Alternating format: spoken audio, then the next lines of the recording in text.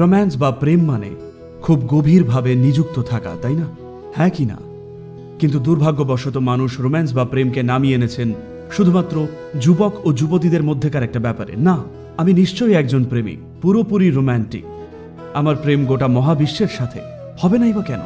কেন শুধু পাশের বাড়ির মেয়ের সঙ্গেই? পাশের বাড়ির মেয়েটি একজনের চোখে বিশাল কিছু হয়ে উঠছেন কারণ আপনার বুদ্ধিমত্তা আপনার হরমোনের হাতে দাস হয়ে গেছে। তাই যদি আপনার বুদ্ধিমত্তা আপনার হরমোন দ্বারা চালিত না হতো, তাহলে এই গোটা মহাবিশ্বটাই তো প্রেমের যোগ্য হতো কিনা বলুন?